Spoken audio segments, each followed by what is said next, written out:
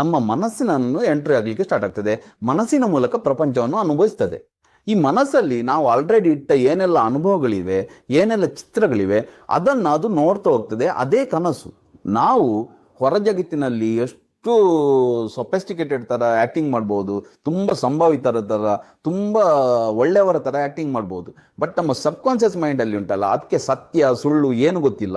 ನಾವು ಏನೆಲ್ಲ ನೋಡಿರ್ತೇವ, ಏನೆಲ್ಲ ಸುಪ್ತ ಬಯಕೆಗಳನ್ನು ಒಳಗೆ ಇಟ್ಕೊಂಡಿರ್ತೇವ, ಅಥವಾ ಏನೆಲ್ಲ ನಮ್ಮ ಆಶೆಗಳನ್ನು ಹತ್ತಿಕ್ಕಿಕೊಂಡು ಇಟ್ಟಿರ್ತೇವ, ಅದೆಲ್ಲ ಸ್ವಪ್ನದ ಮೂಲಕ, ಕನಸಿನ ಮೂಲಕ ಹೊರಗೆ ಬರಲಿಕ್ಕೆ ಸ್ಟಾರ್ಟ್ ಆಗ್ತದೆ. ನಾವು ತುಂಬ ಭಯದಲ್ಲಿದ್ದರೆ, ಡಿಪ್ರೆಷನಲ್ಲಿದ್ದರೆ, ಆಂಗ್ಸೈಟಿಯಲ್ಲಿದ್ದರೆ, ಏನಾದರೂ ತಪ್ಪು ಮಾಡಿದರೆ, ಯಾರಿಗಾದರೂ ನೋವು ಮಾಡಿದರೆ, ಅಥವಾ ಏನಾದರೂ ನಮ್ಮ ಬಯಕೆಗಳು ಏನಾದರೂ ಅನ್ರಿಸಾಲ್ವ್ಡ್ ಇಶ್ಯೂಸ್ ಇದ್ದರೆ, ಇಂಥದ್ದೆಲ್ಲ ಇದ್ದರೆ ನಮಗೆ ತುಂಬ ದುಸ್ವಪ್ನಗಳು ಬರಲಿಕ್ಕೆ ಸ್ಟಾರ್ಟ್ ಆಗ್ತದೆ.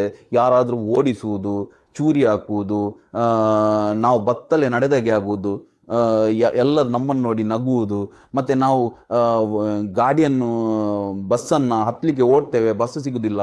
ಮತ್ತು ಎಲ್ಲಿಂದಾದರೂ ಯಾರಾದರೂ ಅಟ್ಟಿಸ್ಕೊಂಡು ಬರ್ತಾ ಇರ್ತಾರೆ, ನಾವು ಓಡ್ತೇವೆ, ಬಟ್ ನಮಗೆ ಓಡಲಿಕ್ಕೆ ಆಗೋದಿಲ್ಲ.